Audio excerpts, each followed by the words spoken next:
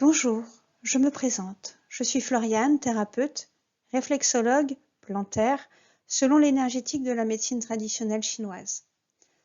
Mon centre de formation, Florescence 24, vous permet de vous former professionnellement à la réflexologie plantaire occidentale, à la réflexologie plantaire selon l'énergétique de la médecine traditionnelle chinoise, mais aussi à des massages comme le massage balinais, le massage indien du crâne, le massage assis. Et en 2021, une formation vous sera proposée en aromathérapie appliquée à la réflexologie plantaire. Aujourd'hui, je suis heureuse de vous parler de la réflexologie plantaire.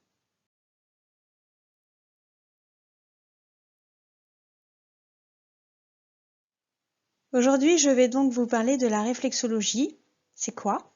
Pourquoi? Et pour qui?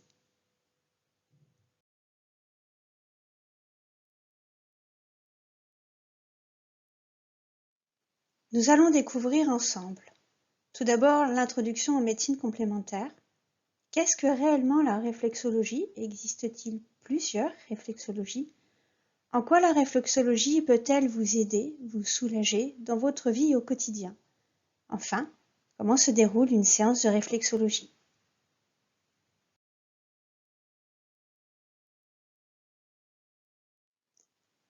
Introduction aux médecines complémentaires.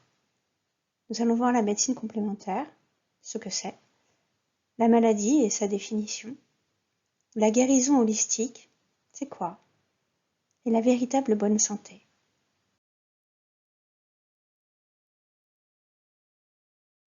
Introduction aux médecines complémentaires. À la médecine dite allopathique, scientifiquement vérifiable, on oppose généralement les médecines homéopathiques, qu'on appelle aussi médecine douce, médecine traditionnelle, médecine non conventionnelle dans l'Union européenne ou encore médecine alternative et complémentaire chez les anglo-saxons. Les médecines complémentaires et alternatives, termes retenus par l'OMS, regroupent des approches, des pratiques, des produits de santé et médicaux qui ne sont pas habituellement considérés comme faisant partie de la médecine conventionnelle, médecine occidentale, médecine allopathique. Selon l'usage qui en est fait, on parlera de médecine complémentaire quand elles sont utilisées en complément de la médecine conventionnelle ou de médecine alternative quand elles sont utilisées à la place de la médecine conventionnelle. D'autres termes sont régulièrement utilisés. Médecine non conventionnelle, traitement non conventionnel à visée thérapeutique, terminologie utilisée respectivement par le Parlement européen et par la Direction générale de la santé, qui renvoie à la définition, en ce, des médecines alternatives et complémentaires. Soins de support, terminologie utilisée en France dans le domaine du cancer. Médecine douce, médecine parallèle, terminologie utilisée par le grand public.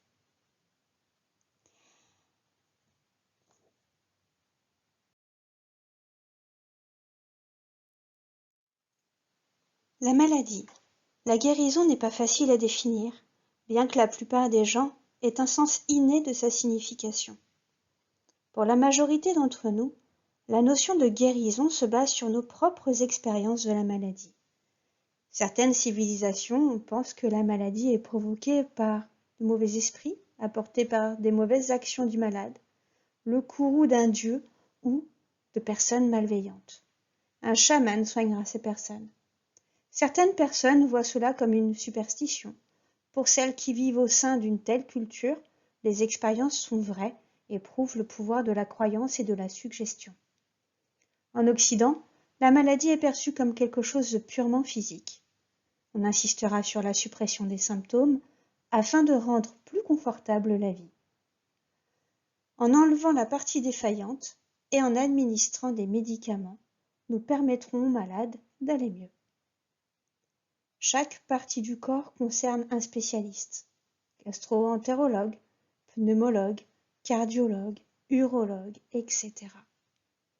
Entre ces deux vues de la nature de la guérison, il existe des thérapies que l'on dit donc alternatives ou complémentaires. Elles considèrent la maladie comme le résultat d'un déséquilibre du corps, du mental et de l'esprit.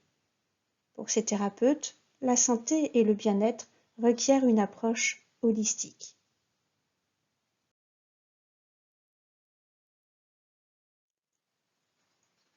Mais vous me direz, la guérison holistique, c'est quoi?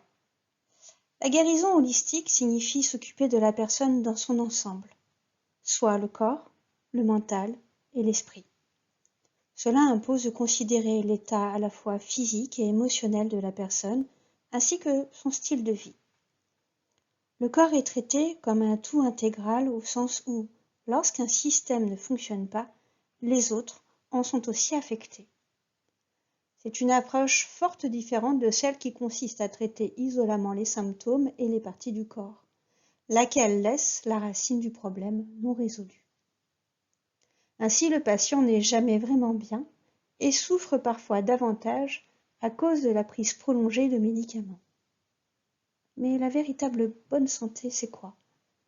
Il existe une énorme différence entre ne pas avoir de symptômes et être au maximum de sa santé. La véritable bonne santé signifie que le corps, le mental et l'esprit fonctionnent à leur niveau optimal. L'individu qui se sent bien est heureux, en bonne santé, dans son entier. Il perçoit que sa vie fait un avec sa signification et son but.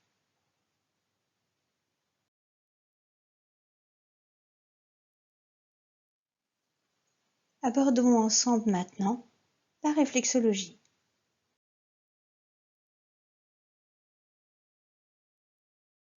Alors, qu'est-ce que la réflexologie? C'est tout d'abord une technique qui part du principe de la correspondance sur certaines parties du corps, le pied, le visage, les mains, de zones réflexes avec certains organes ou viscères. En fait, elle s'inscrit en fonction du savoir et de la connaissance du praticien, dans le cadre d'un soin de confort, détente ou bien-être, ou dans celui plus complexe, des médecines complémentaires à la médecine conventionnelle. L'arbre des possibles est bien vaste. Nous en reparlerons dans quelques instants. Je vous propose de découvrir une preuve plus qu'ancienne.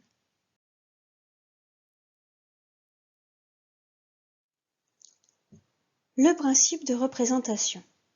Si la réflexologie moderne a moins de 100 ans, la thérapie par le soin des pieds et des mains fut pratiquée pendant des siècles par maintes civilisations, notamment de l'Égypte antique. Ce bas-relief, découvert dans la tombe du médecin Ankhamnor, dans la nécropole de Saqqara, région de Memphis, capitale de la Basse-Égypte. La traduction des hiéroglyphes par le musée du Caire précise. Ne me fais pas mal, dit le sujet, ce à quoi le praticien répond, je ferai en sorte que tu me remercies. Un texte écrit il y a plus de 4600 ans, qui démontre dans un premier temps la pratique des points réflexes depuis la nuit des temps et dans un second temps l'utilisation de cette méthode de soin par les médecins de l'époque. Au XXe siècle, elle se développa aux États-Unis grâce à la thérapie zonale. De par sa nature holistique, elle traite l'individu plutôt que les symptômes, le bien-être plutôt qu'une simple absence de maladie.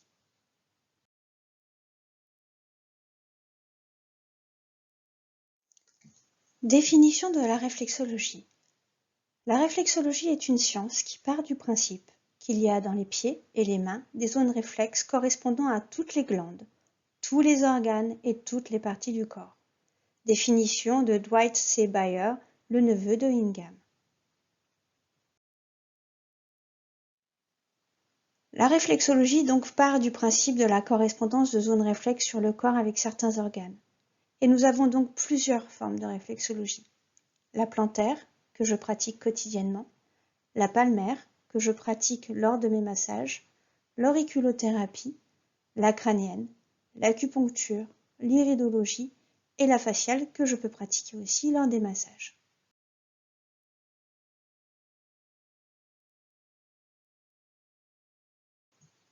Un soin en réflexologie consiste donc à soulager une personne en traitant les déséquilibres du corps. Nous venons de le voir, cette méthode date de plus de 4600 ans. Aujourd'hui, rien n'a changé sur le principe et l'action de la réflexologie. Le métier de réflexologue est revenu d'actualité grâce à des précurseurs qui ont eu à cœur de remettre au goût du jour des méthodes ancestrales naturelles du bien-être pour agir en complémentarité de la médecine conventionnelle. Mais alors, Comment fonctionne la réflexologie? Les pieds sont les miroirs de notre corps.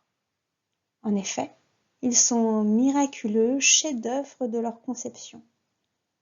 Leurs nombreux composants sont assemblés de façon parfaite. On notera la présence de 26 os, 10 ligaments, 20 muscles, sans compter un maillage de nerfs et de vaisseaux sanguins.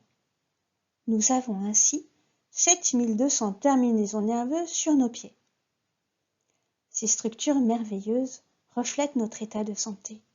Elles nous donnent des informations concernant notre santé mentale et physique.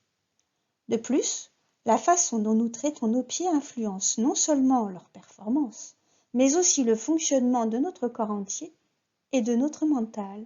Si, je vous assure. C'est une rue à deux voies, une relation réciproque. Ainsi, chaque partie de notre corps et chaque fonction corporelle possède son propre point réflexe dans le pied. Celui-ci donne un portrait précis de notre santé. En travaillant sur les points réflexes des pieds, je peux stimuler par les nerfs chaque organe, fonction ou partie du corps qui est tendue, congestionnée, endommagée à la suite d'un accident, d'une lésion ou d'une maladie. Abaisser la tension aide le système à éliminer, si nécessaire, les toxines, à réduire la douleur et à encourager le corps à se guérir lui-même.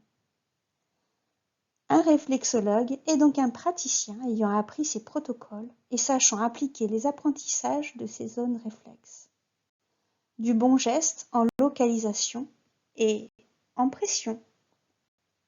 Bien évidemment, la qualité d'un réflexologue va dépendre d'un ensemble d'éléments dont la qualité de la formation reçue n'est qu'un élément.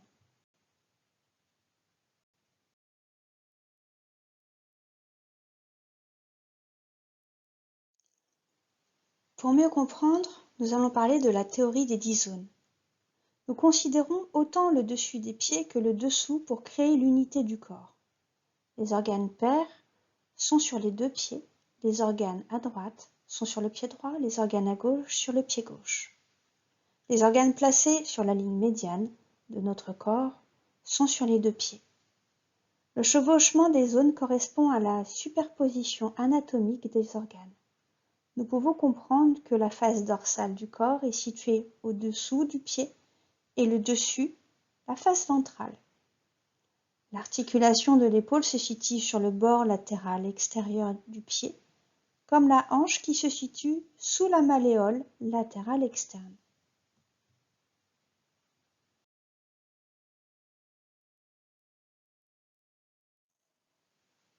Nous allons donc aborder maintenant la réflexologie plantaire selon l'énergétique de la médecine chinoise. Pour mieux comprendre, revenons sur les principes de base.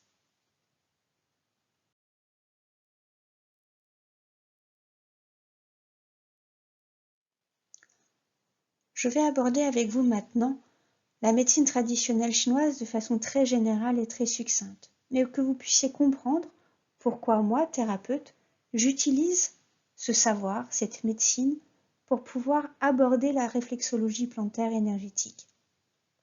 Tout se joue sur les saisons, le calendrier en fonction de nos énergies montantes, descendantes, notre alimentation, nos humeurs, nos comportements. Il faut savoir que le calendrier chinois n'est ni uniquement lunaire, comme le calendrier grégorien que nous utilisons, ni uniquement solaire. C'est un mélange des deux. Il est lunisolaire et suit le cycle annuel du Soleil et le cycle des phases de la Lune. Dans le calendrier chinois, le commencement des saisons se fait avant que la saison commence. En effet, en Chine, le commencement d'une saison débute lorsque les énergies de cette saison commencent à se développer. Les saisons chinoises ne débutent donc ni lors des équinoxes et des solstices, mais ils prennent tout de même en compte ces derniers. Le nouvel an chinois correspond au premier jour de la deuxième lune après le solstice d'hiver. Le premier jour de tous les mois lunaires correspond à une nouvelle lune. En médecine traditionnelle chinoise, il n'y a pas 4, mais 5 saisons qui sont basées sur la théorie des 5 mouvements. Le calendrier énergétique comprend donc 4 saisons pleines de 72 jours. Printemps, qui correspond à l'élément bois, l'été, qui correspond à l'élément feu, l'automne, qui correspond à l'élément métal, l'hiver, qui correspond à l'élément eau. Et entre chaque saison, une intersaison de 18 jours rattachée à l'élément terre et à diviser en 9 jours de désamorçage de la saison précédente et 9 jours d'amorçage de la saison suivante. Ces intersaisons correspondent à un changement d'état, à quelque chose qui n'est plus, mais qui n'est pas encore. Le propre de la médecine traditionnelle chinoise est la prévention. Elle conseille de faire un bilan saisonnier afin de maintenir l'harmonie énergétique. Cette 5e saison représente donc un moment particulièrement privilégié pour renforcer l'organisme sur le plan énergétique, notamment la rate, et préparer la saison à venir.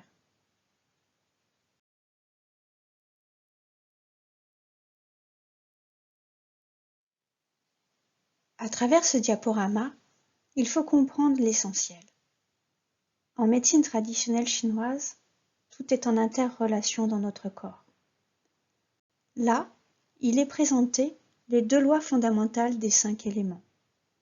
La loi nourricière et la loi de domination. Le cycle nourricier, vous pouvez le voir par exemple en regardant le cœur et l'intestin grêle représentés avec l'élément feu en rouge, qui va aller nourrir la rate et l'estomac avec l'élément terre en jaune, et ainsi de suite. Poumon, gros intestin, métal, qui va aller nourrir l'eau, qui ira nourrir le bois, qui lui-même ira nourrir le feu. Mais cela serait trop simple si nous devions nous arrêter là. Il y a aussi le cycle de domination, c'est-à-dire que l'élément feu, par exemple, va aller dominer l'élément métal, qui lui-même dominera l'élément bois, qui lui-même dominera la terre, qui dominera l'eau.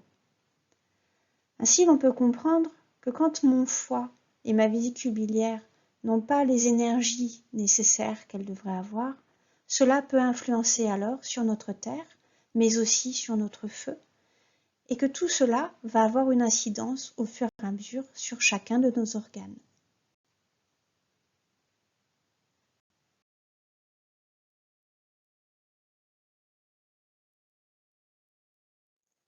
À cela, nous devons rajouter la théorie du yin et du yang.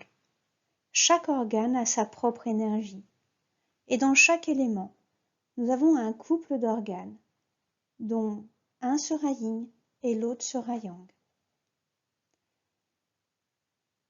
Nous pouvons équilibrer ces éléments grâce à notre action sur nos activités, sur notre alimentation, sur notre rythme de vie. Chaque chose que nous faisons, que nous ingérons, a un impact sur l'énergie de notre corps.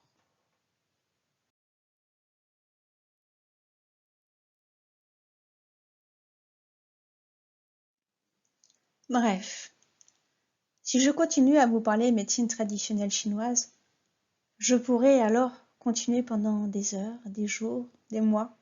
Je vais donc m'arrêter là.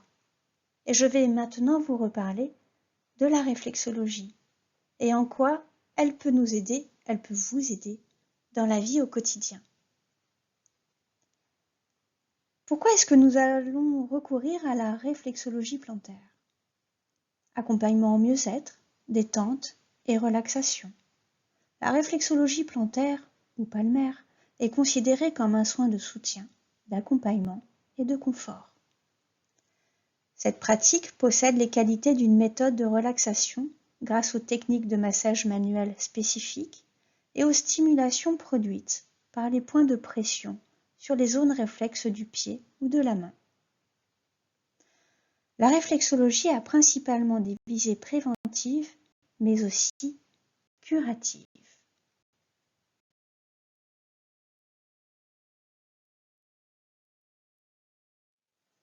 Elle permet un état de décontraction et agit sur un état de stress immédiat. Elle travaille sur l'équilibre du corps et de l'esprit en soins de prévention. Elle aide à retrouver la bonne santé et soutient le corps en cas de maladie ou de trouble. Elle accompagne dans les parcours de maladies longues pour soutenir le corps et l'esprit. Par exemple, dans les cas de suivi en cancérologie que je fais au sein de mon cabinet et au sein de l'espace Ligue contre le cancer à l'hôpital de Bergerac.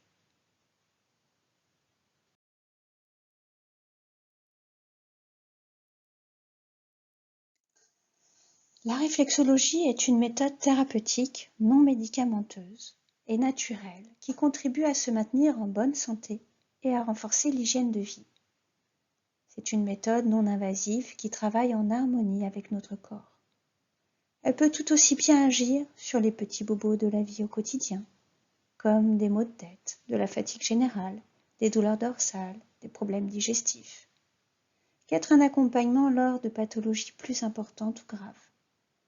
Aider à gérer les effets indésirables de la ménopause, travailler sur les cycles menstruels, les douleurs et nausées provoquées par les traitements du cancer, l'asthme, les cystites, l'eczéma. Elle peut être aussi un outil de préparation pour la rentrée scolaire par exemple, la préparation à des examens scolaires ou universitaires. Certains sportifs l'utilisent pour optimiser leurs conditions physiques en vue d'une compétition ou dans la période de récupération après de violents efforts. D'autres l'utilisent pour les aider à conserver un équilibre de vie, un outil qui les aide à mieux vivre. La réflexologie joue un rôle majeur dans les mécanismes d'auto-guérison.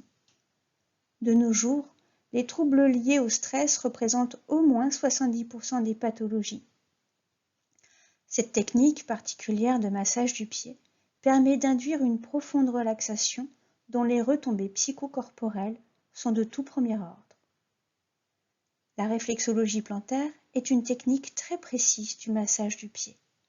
Elle concerne autant les bébés que les enfants ou que les adultes de tous âges.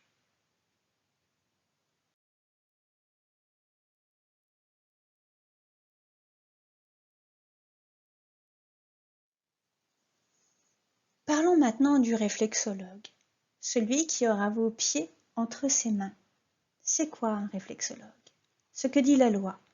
En France, la profession de réflexologue est non réglementée et donc aucun diplôme, certificat ou autre ne peut être exigé pour s'installer.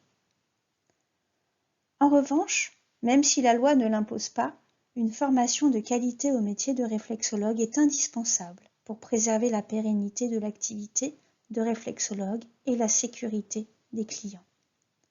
Mais comment choisir un bon praticien? C'est d'abord une personne qui est à votre écoute, attentive, qui a appris les protocoles dans un centre de formation professionnelle avec une formation minimale en anatomie du corps humain. Un bon praticien est celui qui prend le temps de vous écouter en début de séance. On appelle cette partie du soin l'anamnèse.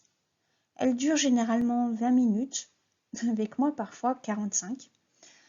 En fait, durant cet entretien verbal, je découvre votre histoire, non par curiosité mal placée, mais pour en connaître plus sur vous, comprendre votre fonctionnement, comprendre qui vous êtes au plus profond de vous-même, esprit, corps, mental. Ensuite, après l'anamnèse, je vous explique le protocole que je vais suivre et je vous invite à vous allonger sur la table de massage. Le lâcher-prise est un point important qui facilitera le travail de pression sur les zones traitées. Après une séance de réflexologie, je vais vous inviter aussi à boire pour éliminer les toxines que nous aurons bougées.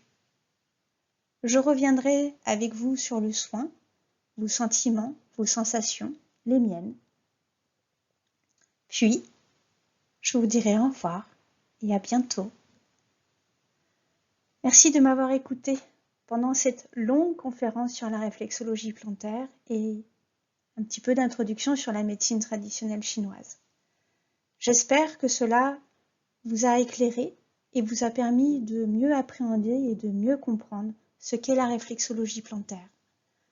Je vous souhaite de jolis moments à venir et je vous dis peut-être à bientôt.